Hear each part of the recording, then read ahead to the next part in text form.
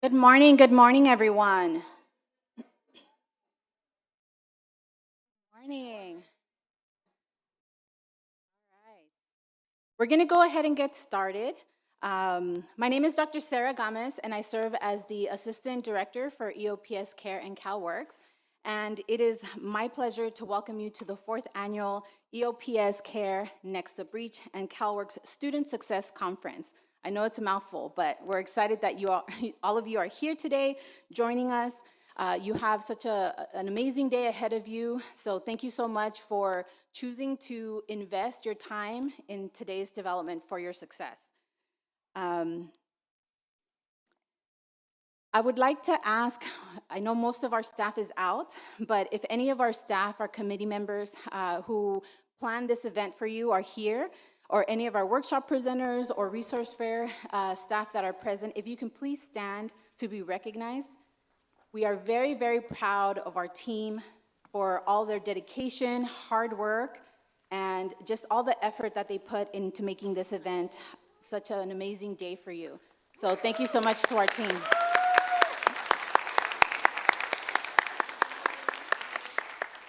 And I'll make sure to let them know that you all applauded for them very loudly. Okay, so as we get started, I'd like to remind you all of two very important things. One, restrooms.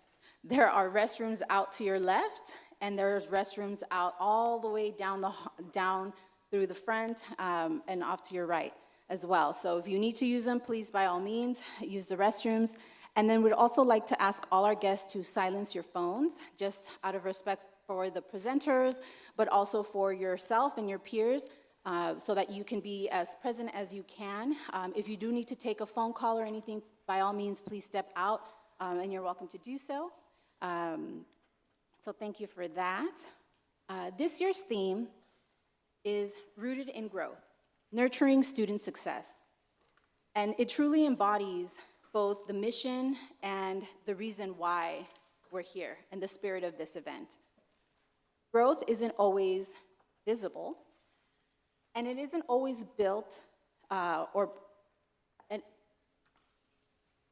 it isn't always easy, but like plants, students, like you, can thrive when you're put in the right space, when you have the right care, and when you have the right support, right? Just like plants. If you water them, if you nurture them, you prune them, right? All of those things, sunlight, all of those things are important.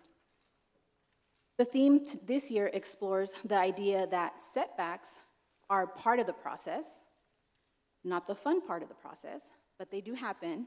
And sometimes we need to prune what's holding us back. And even when we're cut down and we do that pruning, we can still grow back and grow back stronger. This conference is all about empowering you to take charge of your educational path, define what success means for you, explore, learn, and grow in ways that best support you on your educational journey here at Mt SAC. With that in mind, let's give a warm welcome to Dr. Melba Castro, our Vice President for Student Services, who will be giving us our official college welcome.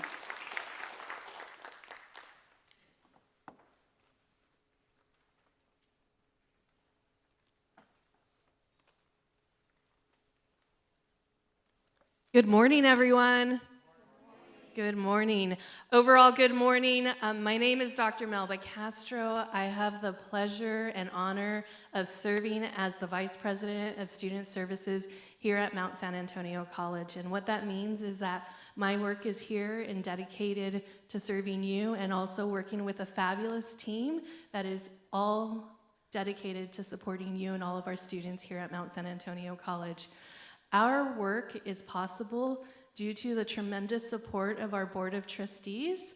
And today with us here is one of our fantastic members of the Board of Trustees, Judy Chen Haggerty. So Trustee Judy Chen Haggerty, please give her a warm welcome.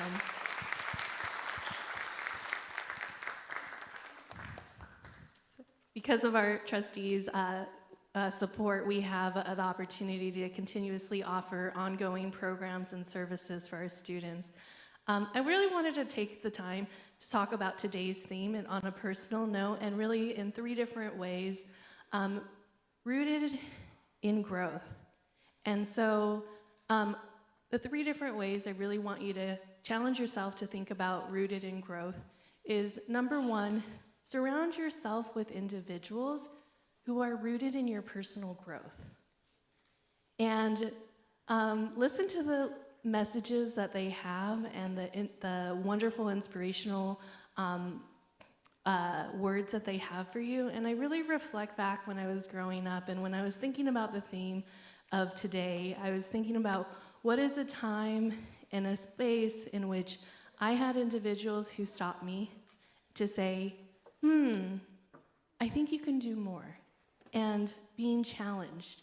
And so when I was in high school, I had a mentor who one day asked me, what do you want to do when you grow up? You know, similar question I think everyone gets asked. And at the time, I had a sister who was a teacher, and my mother didn't go to school. My father had a 2nd grade education. She's the only professional I knew. So of course, when asked, like, what do you want to do? I said, I want to go, which is a wonderful pathway. She provided that pathway for me. I want to go to Cal State Fullerton. I want to become a teacher. And I thought, you know, my mentor here is going to go ahead, and his name was Phil Garnett, and he's going to say, wow, that's really great. And he said, you know what? That's really great, but if you could be a teacher, why not be a principal? Why not also think about other opportunities? And at the time, I felt a little crushed and thought, well, actually, this is a really big goal for me. But what I realized in retrospect is that sometimes there's people around you that are also rooted in seeing you grow, that they want to challenge you to also think about all of the opportunities that are available to you. So long story short, I didn't become a teacher, but I am an administrator and really rooted in helping and serving and supporting our students and others in opening those doorways. So again, number 1, surround yourself with individuals who are rooted and supporting your growth. Number 2 is sometimes we think about where we're going, and we also need to be rooted in our own growth, okay? And what I say that is that sometimes we also can hear all sorts of voices. Some of them are positive, and some of them are negative. And sometimes even the people who are around us and love us might not always have the most positive words for us at times, but regardless of what there is around us, is that you really want to be rooted in your personal growth and also making sure that you're moving forward. And every day that you do something makes a big difference. So my mom cleaned houses. When I was 10 years old, I started helping my mom clean houses. One of the best consejos, pieces of advice she gave me, is whatever you do, do it well and do it with pride. So even if that's scrubbing a toilet, you're going to be the best toilet scrubber. And she would tell me this. She's like, Mija, you're going to be the best toilet scrubber. You're going to be the best person who cleans that restroom, and you're going to be the best person who wipes down those counters and so forth. And so, and I did learn many of those skills, but those skills helped me to grow into other skills that help me into the future. So with that, of course, thinking about what are the consejos and what are those pieces of advice that people give us that are learning lessons, and they're rooted in us growing incrementally to get to where we're going to. Lastly is truly, and this is our deep commitment here at Mt San Antonio College, we at Mt San Antonio College are truly committed to you, to your growth, and to student success. You have a fabulous community of supporters here, and that's everything from the counselors, and I'm gonna say, you're in EOPS, CalWorks Care, Next Up Reach, you're like in the lot, you just won the lottery, because you have such an amazing team of folks who are here, they care about you, they have snacks and goodies for you every time they see you, but also advice, consejos, and individuals who are really rooted in your growth, rooted in your success, and know that, everyone here, you're gonna have an amazing day, and that they're here day in and day out to support you. So please take advantage of the opportunities available to you here today, and know that we at Mt SAC are rooted in your growth and in your success. Thank you so much, and again, have a wonderful conference.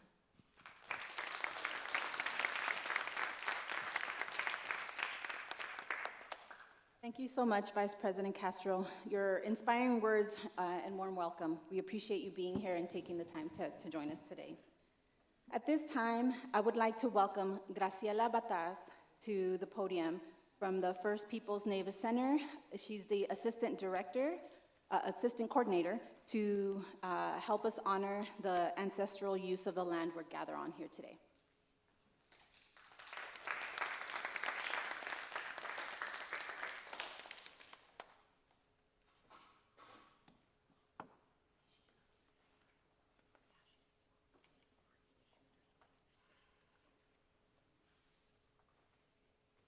Bring this down a little bit. A little too short. That's hello, my name is Graciela Bataz in the Kui language. We try to center Indigenous language whenever possible. And I am very proud and honored to be able to deliver our land acknowledgement today. A little bit of background is every time we talk about Indigenous peoples, we always center who our ancestors are, and my ancestors come from the Indigenous peoples in the areas of Nayarit and Sinaloa of Mexico, and I'm just thankful to be able to do this again today. Mount San Antonio College acknowledges and recognizes that the land in which we occupy is the unceded ancestral territory of the Gabrielino Shoshone, Gabrielino Tongva, and Gabrielino Quiche nations, the indigenous people of this region since time immemorial. Mount San Antonio College is located near the Gabrielino village of Pemukanga, known today as the city of Walnut. We recognize the Gabrielino people have suffered an immense loss of their peoples, cultures, land, water, and other natural resources due to theft, murder, kidnapping, and enslavement. These injustices started with colonialization. Most indigenous people consider colonialization as a current and ongoing process. Despite the atrocities and injustices committed against the original caretakers of this land, the Gabrielino remains to be a thriving community and continue to practice their traditions, heritage, sovereignty, self-determination, and spiritual relationship to their land. The nations that make up the Gabrielino community continue to work to protect their sacred ways and homeland for future generations. Their descendants are a testament to the resilience and strength of the indigenous peoples that this land calls their ancestral home. Thank you.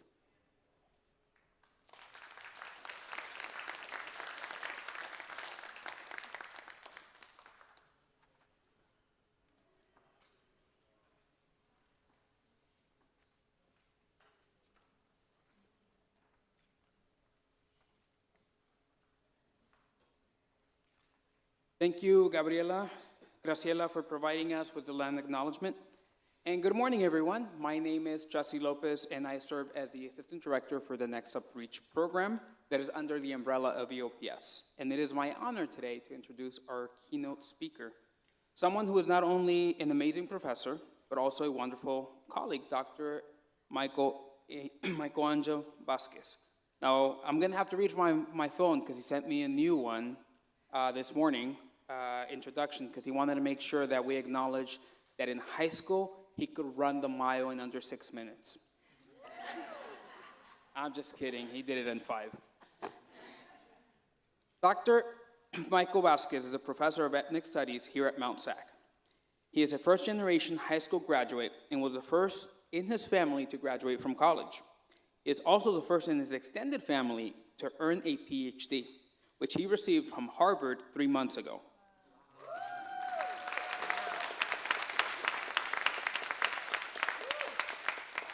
Dr. V is originally from Covina and went to Charter Oak High School before attending USC for his bachelor's and UCSD for his master's. 3 of his siblings and many of his friends and cousins studied here, and he's excited to be the newest member of the Mt SAC Familia. And for any student thinking of taking his class, I'm going to give you a little tip to start, with that A. He says that if you tell him, fight on, USC class of 2012, he will remember you forever. So without further ado, if we can welcome our keynote speaker, Dr. Michael Angel Vazquez.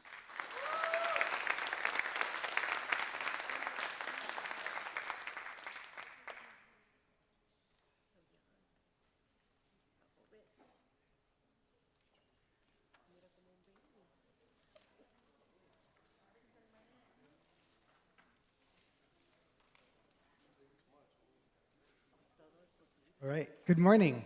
Hi, everybody. So my name is Michael Vazquez, Dr. V. Different ways to refer to me.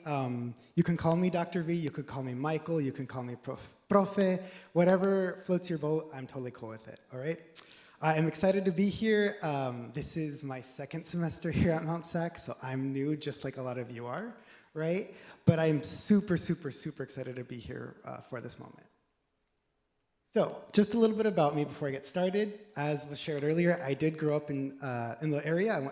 I'm from Covina, California. I went to Charter Oak High School, so just drive up Grand Avenue and you'll see where I grew up and went to school. So many of my friends came here right after graduation, so again, it's such an honor to be a part of this community myself. I am Mexican-American, I'm very proud of that. My parents are both from Mexico, Jalisco and Aguascalientes respectively. And I am also bilingual, so I speak English, I speak Spanish, and Spanglish itself is its own language that is very much legitimate, and we talk about that in our ethnic studies class, that is a true language as well, right? I use he, him, his, el pronouns. I am a huge traveler, so I've actually been to all 50 states, and I'm also a big runner, but not a fast runner. So I am actually training for the marathon in LA, so I'm super excited for that. I am a proud brother to 4 and a very, very, very proud uncle to, or Theo to 7. And I forgot to put here, I wish I did, but I'm actually a huge plant dad. So when I lived in Boston, I had my own apartment and I had 47 plants.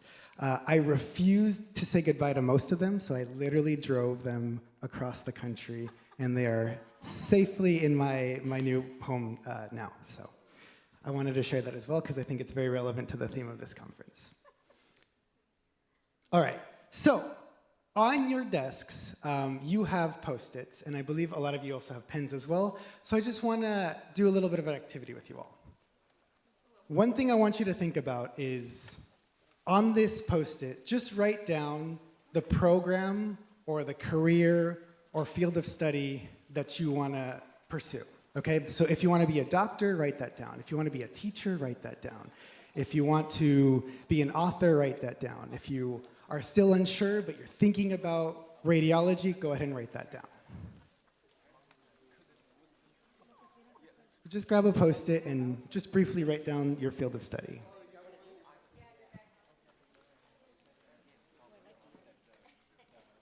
Okay, good. I see a lot of really good options already.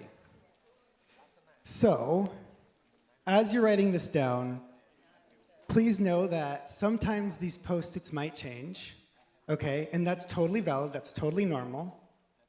So, I'm gonna actually ask, once you've had a chance to do the first Post-it, grab a second Post-it. And on that second Post-it, if you could have a second life where money didn't matter, what would you pursue? What's that career that you would pursue? So what's that other thing you would have studied if you could? So you have your major now, but if money didn't matter and if you didn't have any barriers to pursue this other goal, what would that second thing be? Okay, what would that second career be?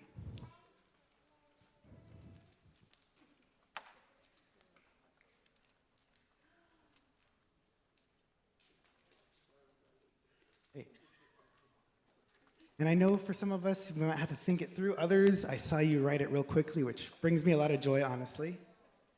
Okay?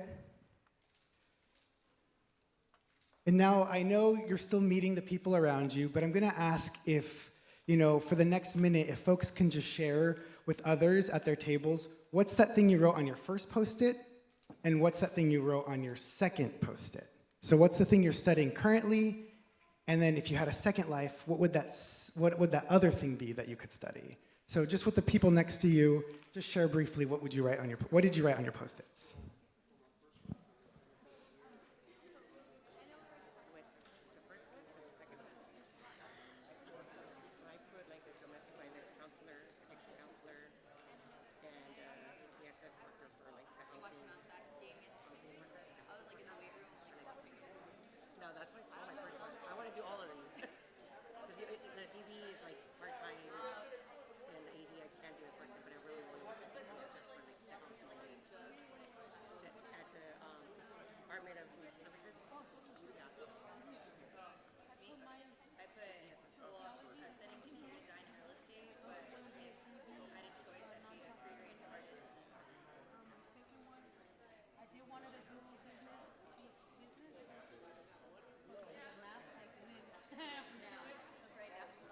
I know. That's why I didn't get my business degree. Oh, my second one was. Oh, my second one was FBI. FBI detective. Are we sharing both of them or?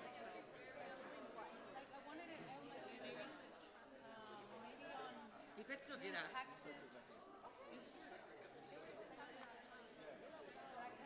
No, you don't need the business degree.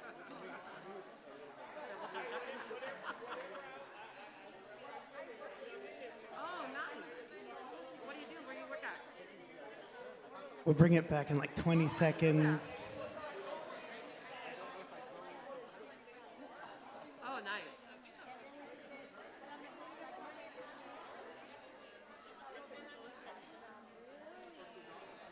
Okay. So I know conversations are going. We'll have plenty more time to converse. But I'm going to have us come back together briefly. And I'm actually going to give you another opportunity to bring it back. So if we could come back together, because we're going to have more chances to chat amongst ourselves. Okay? So, thank you. I'm going to ask for some volunteers. What are some things that people wrote on their Post-its? Okay, so can I get a couple hands? What are some things that you might have written on your Post-its? Yeah. Detective? Okay, awesome. Okay, so detective on your first one, surgeon on your second one. Amazing. Those are so cool. Other volunteers. What are things that you might have put on your first and your second? Here and then over here.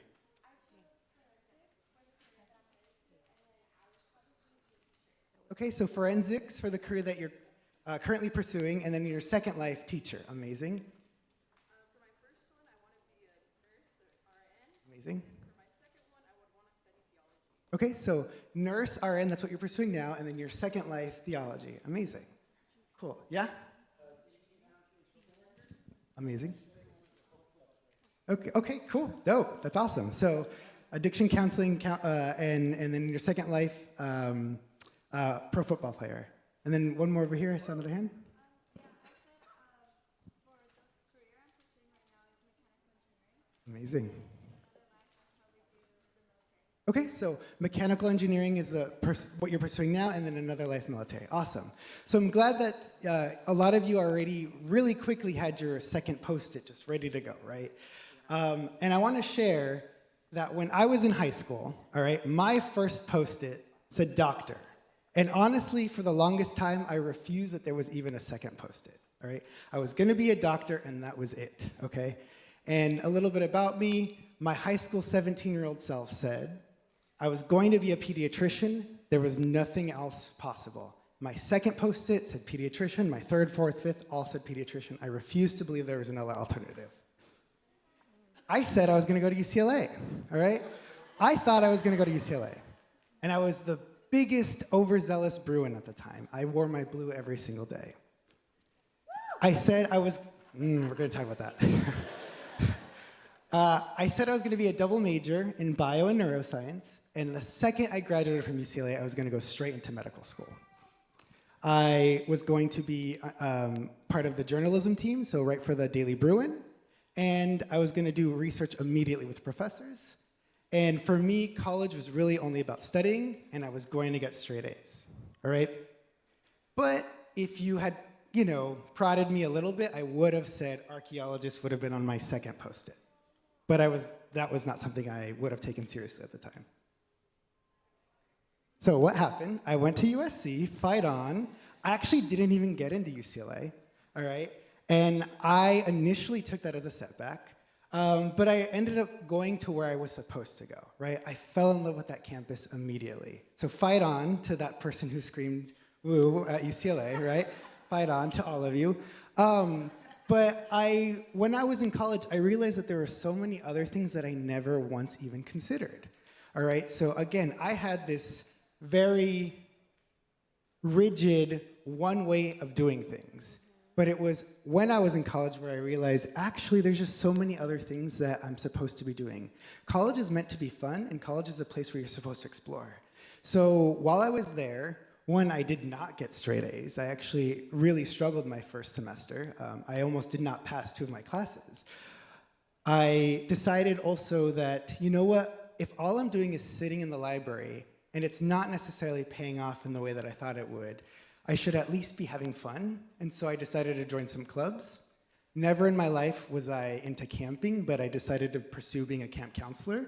These are the 3rd graders I had. 3 of them just graduated from college last year, which was amazing. I decided to volunteer, and that took me to Guatemala. I decided to study abroad, which I never thought I would do, and that took me to China. I also spent some time in Mexico. I decided to take elective classes in just random subjects. I decided to take art, music, things that I was not necessarily interested in before, but grew a passion for as I took them. And I figured out that, honestly, medicine, even though it is an amazing career, I actually realized that I had my heart elsewhere, right? I realized that I was actually more interested in education. And it took a lot of reckoning to be able to say that out loud and to admit that to myself. But I truly realized that my passion was helping people, but in a different way. It wasn't through medicine, which is a great career. It was through education, right? So what do I do now? As was shared, I just graduated with my PhD. These are my parents at one of my graduations. And what do I do now? So I actually get paid to do exactly what I love, right? I'm doing exactly what I love. I love to study, right? And I get paid to study. So I'm getting paid to do exactly what I love. And that's what I want you all to be thinking about for that second post-it that could potentially be your first post-it one day. Is this something that you truly love? Is this something that truly makes you happy? Because honestly, organic chemistry did not make me happy at all right? Physics didn't make me happy. Bio didn't make me happy. If it makes you happy, great. I'm happy for you. But that's not what drew me. That's not what gave me passion. It was the ethnic studies classes that I took. It was the early childhood education classes that I took. Classes that I never thought I was ever going to take. Now, I also teach. I love teaching. If you had asked me, teaching was not going to be on my 4th or 5th post-it, okay? It wasn't even in the top 5. But as I started to take these classes, I realized, no, you know what? I want to be a teacher. I love working with young people. I also make my own schedule, and I love it. I get to travel all the time as a part of it. And so long story short, what I do, I'm not necessarily defining it by my career. I'm defining it by the fact that I'm happy. I'm truly in love with what I do, and that's what I want to see you all be able to do as well. Just a couple fun little photos from my travels. Friends, we went to the Navajo Nation. This is in Peru. I took my family to Hawaii recently. This is the annual Harvard versus Yale game. It's like the USC-UCLA version, but over there. And we lost, but whatever. USC won, so that was better. And I took my mom to Europe. And so for me, these are things that I never thought I would ever even want to do. And then as I got to explore in college, I realized, actually, I do have this passion for traveling, right? I do have this passion for seeing the world. I do have this passion for sports. I didn't think I would go to any football games, and now I'm watching it on my phone every second, right? I want to also mention, if you have the opportunity to study abroad, please do. And if for whatever reason you cannot leave the country, there are other alternatives, and you can talk to me one-on-one. There are study abroad programs in New York, in Hawaii, and Puerto Rico, right? I have friends who have done those as alternatives to leaving the country. Okay, so putting that as another thing. If you cannot leave the country, there are still other options for you too. So, exploration matters, all right? And that is what college is all about, exploration. So my first post-it said doctor, and I refused to believe there was any other possibilities there. My second post-it, which I didn't take seriously, was archaeologist. My fifth post-it is professor, and that's what I'm doing now, okay? So I would have never imagined my 17-year-old self would have thought this would be what I was doing today. And I'm so grateful that I'm on post-it number 5. And truth be told, it's probably not my last post-it. I have other passions that I eventually want to explore in the future. Maybe 20 years down the line, I'll be something else. Maybe I won't be a pro football player, but I will probably be something else that gives me another additional passion, right? So what I'm saying here is definitely take time to explore those different post-its, okay? So look at those post-its, and as you think about what you want to study, what you want to do here at Mt SAC, ask yourself, is this the field that is truly making me happy? What could you do with X major? Meaning, what could you do with whatever major? Just think about what possibilities are there, but know that there's so much you could do. I have friends who are art majors who went to medical school, right? I have friends who studied ethnic studies who are teachers or lawyers. I have friends who did mechanical engineering and are now authors, right? And so this also isn't an end-all be-all. That being said, you are investing in it if you are studying in it in terms of your time, but there are more possibilities than it might seem on paper. It's also okay to know that you might not know what tomorrow's gonna look like. When I made the leap and jumped to my second post-it, I was nervous, I was afraid. I didn't think it was gonna work out. But it'll work out, I promise you that. And we'll talk more about how that's gonna work out in a little bit. You might be like me, right? First gen, first to go to college in your family. You might have those parents who are like saying something like, "Mijo, you have to study, you have to do this," right? When I told my parents I wanted to be a teacher, and I'm glad Dr. Castro mentioned this, they were a little taken aback, okay? They thought, okay, you went from doctor to teacher, why did you do that? And then they realized over time that I did that because that made me happy. I did that because that made me joy, and that was setting me up for happiness and a fulfilling life, okay? So they came around, and if you have those parents like mine, I will gladly sit down and talk to you about what that's like to have that conversation, okay?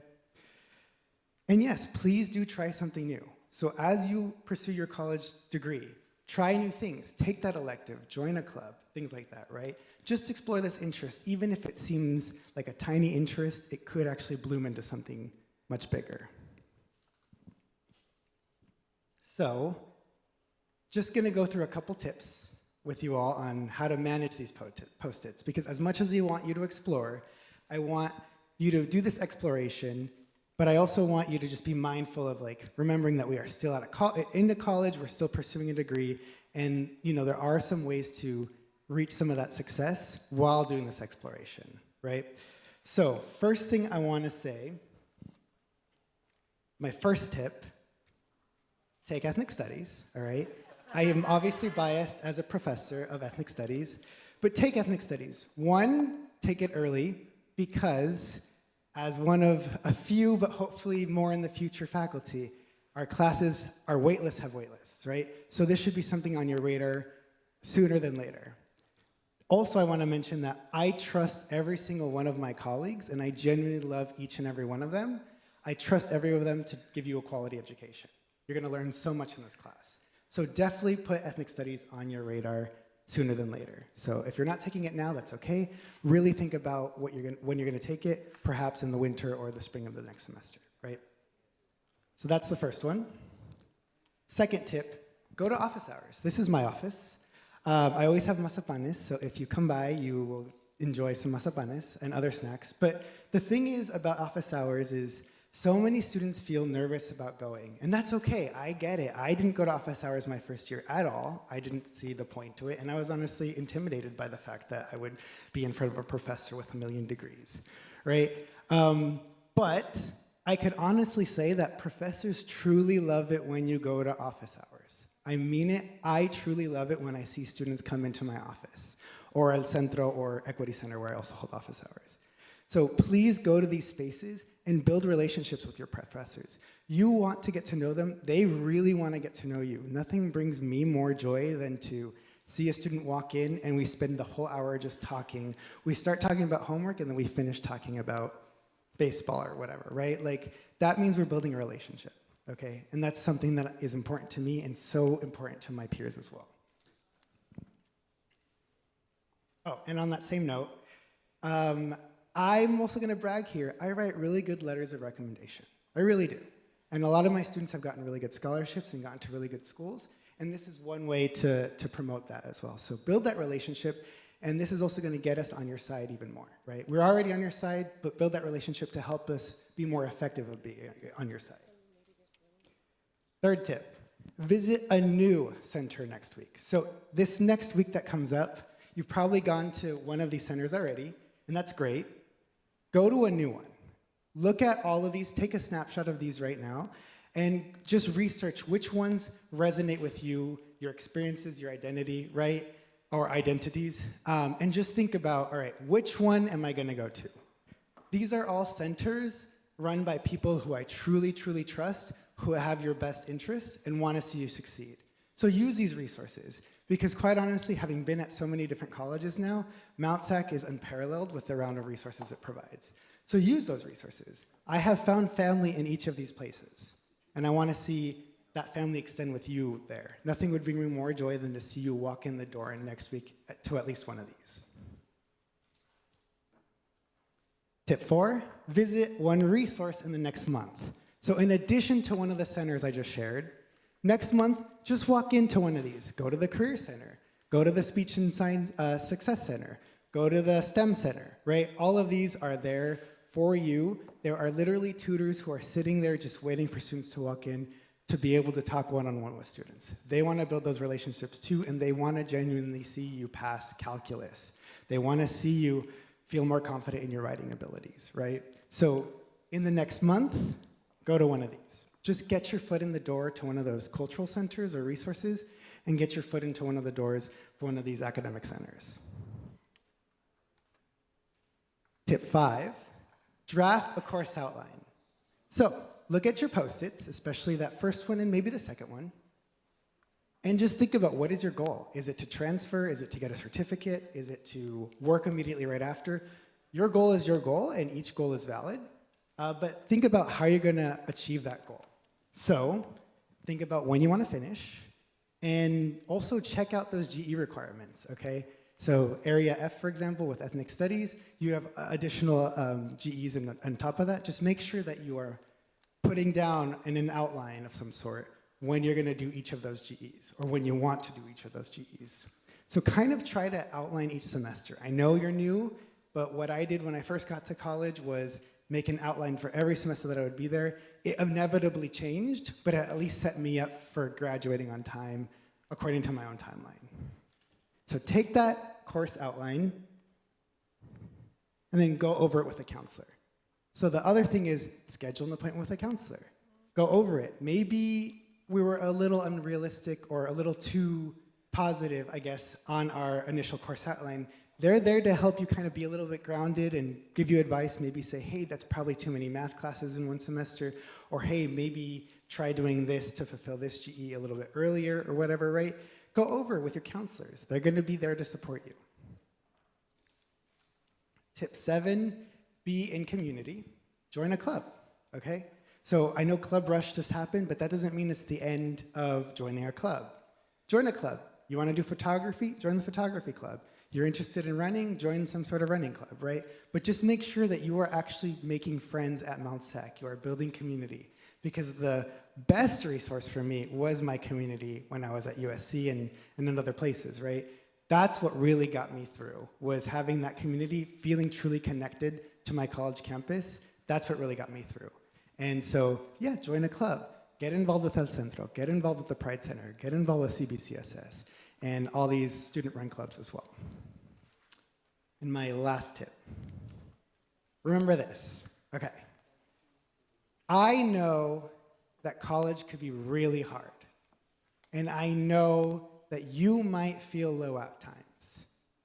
Please know when I say this, and when the other professors and the other administrators here say this, we truly mean it. The world is better with you in it, okay? So you might have moments where you're feeling low. Know that regardless of how you feel, the world is a better place just because you're here, okay? That being said, Mt SAC has some great resources to talk about mental health because mental health is a part of health and it is a part of you, right? And so know that you have spaces to talk about this. There's counseling for mental health. There's people you can talk to. And just know that I am one of those people. And I mean it when I say that even if we don't know each other, you can talk to me if you're struggling. Because I have struggled. I have seen others struggle, right? And I don't want you to feel like you're suffering alone. We can talk about it and make this truly an experience that's positive for you, right? So please know the world is better with you in it. I truly mean that. Everyone who works here at Mt SAC 100% agrees with me on this point. The world is a better place because you're here. So I think we are about to wrap.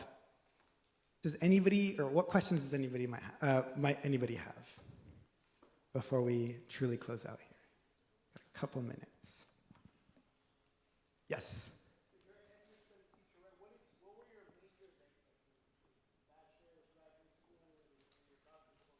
Yeah, so yes, I'm an ethnic studies professor. My first major was bio. My second major, I switched, was public health.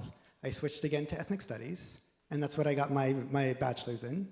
My master's was in Latin American studies, so a part of ethnic studies.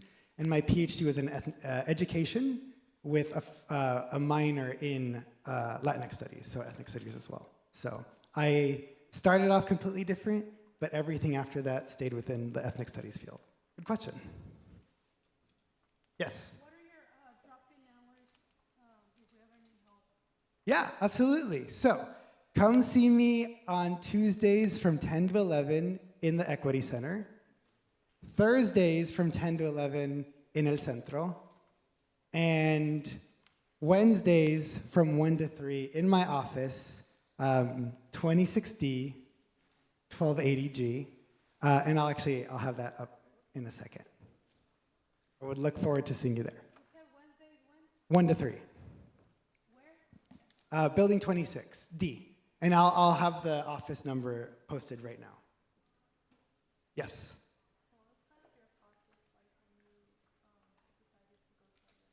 What was the process like to study abroad?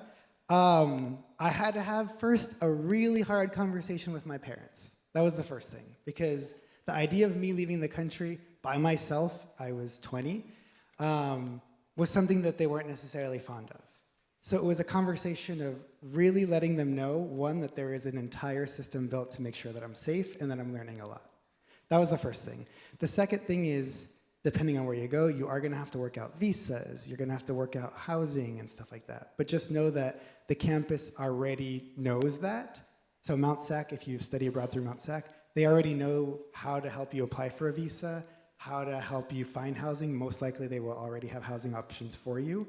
And then the other thing was making sure that the classes you choose are going to transfer back to your institution, which in this case, if you go through Mt SAC and most universities, they already have a link with another university abroad to make sure those all transfer. Yes?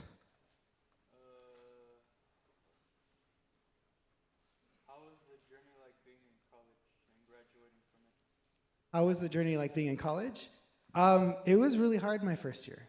I was taking classes that did not make me happy, and I was not prepared because I was doing it alone. I wasn't going to those tutoring centers, and I wasn't going to office hours, and so I was just trying to do it by myself. And honestly, I did not do very well my first year. My GPA was very low my first year, right? But I also want folks to know that that is not the end-all be-all. You do have multiple chances, right? Definitely use those resources to help, keep you in a good standing, but for me, my beginning was hard. That being said, after I started to use those resources, after I started to go to office hours and meet professors, and after I started to join clubs and make friends, my connection to USC was the best experience I could think of, and I was the happiest I'd ever been. And by making friends and by joining clubs, my grades got better. Instead of just being by myself in the library, yes, being in the library in other times, but also making time for fun, that's what made me do well holistically. Did also worrying about personal life made it harder as well? Personal life? Yeah. I mean, yeah, there were definitely issues. I remember thinking I encountered a lot, but I used things like the counseling center, or the mental health services, I should say, at my campus, and that really was something that I am so thankful for, and we do have a pretty robust system here as well for people who are struggling or just want to talk. I highly recommend that. So I believe we are at time. I will gladly sit with folks if you have further questions. I'll be here all day. Just kidding. Okay, well, the last part was just to say thank you, and I look forward to seeing you in my office. 2060 1280G. Good luck this semester, good luck this year. Please keep in touch, and I will see you on campus. And if you see me walking around, please say fight on, because I love that. All right, thank you.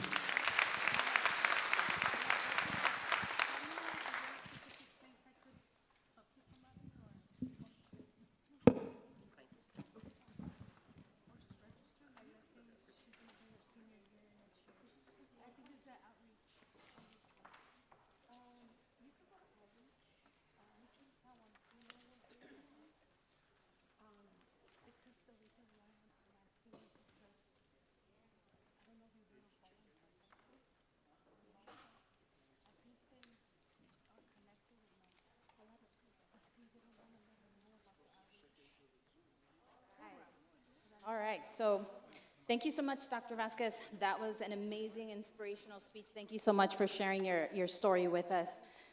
Before I release you all to your workshops and to get the conference going, I do want to provide some logistical information. So behind your name tag, you have a QR code, and the QR code is to a survey. So at the end of the conference, we strongly encourage you to please share your feedback, share your voice, let us know how we can improve the conference experience for next year. So, and share how you experienced this conference this year. We would really like to know what you liked about it, what we could do to improve. And then also, you will also find a lunch ticket on the back of your name tag. Please make sure you don't lose that ticket, because you do need to turn that in when you come back for lunch to get your lunch after workshop 3. And then also, in your name badge holder, you received a resource fair passport card. So that passport card, in order to receive your school supply card at the end of the day, you must visit 4 resource tables out of the 25 that we have with us here today for you, in order to receive your school supply card. Once you have 4 stickers that you visited 4 tables, you're gonna go back to the check-in and turn it in there, and then that's where you'll get your school supply card kit, okay? And then at the end, you can walk out towards the patio. We'll have some paletas, some popsicles at the end of the day after lunch on your way out, just as a thank you for joining us today. So now I'd like to draw your attention to the program. So on page 24, you will have kind of like a map of the summit.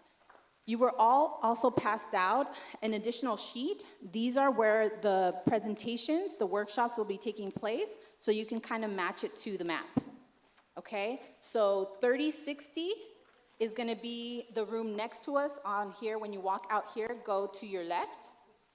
That's 3060. 3030 will be the rooms towards the front where all the tables are at. We have 4 rooms over there, 3 rooms on that side for workshops. So depending on what workshop you want to attend, that's kind of the direction. So we have staff that will help you kind of direct you where to go as soon as you are, which workshops you're planning on attending. Okay? And so we'll have 3 workshop sessions. The first one starts at 10, the next one is at 11, and then at 12 o'clock is the 3rd workshop session. After workshop session 3, we strongly encourage you, you're gonna come back, join us here for lunch. turn your ticket in, grab your lunch where you grab breakfast, and then head back in here for our some closing remarks before we break you off into the resource fair. Lunch will be at 1 o'clock from 1 to 1:30. The resource fair will be taking place from 1:30 to 2:30. So you'll have access to, like I said, 25 resource tables, resources from both on and off campus that are here to support you in your success. So we encourage you to please take advantage of connecting, right? So the connection is very, very important. Dr. Vazquez, right, mentioned all of those resource centers, like to connect, right, part of your identity. A lot of those will be here today. So we encourage you to stop by their tables, learn more about them, learn where they're at, so you can go stop by while you're on campus to visit them. And then remember, once you get your stickers, on the back of the card, you're gonna put your name, you're gonna put your A number, and you're gonna sign it, and then that's what you turn in to get your supply card kit. Okay? Other than that, that's it for the logistics. We hope you enjoy the conference experience, and we'll see you back at 1 o'clock. Question?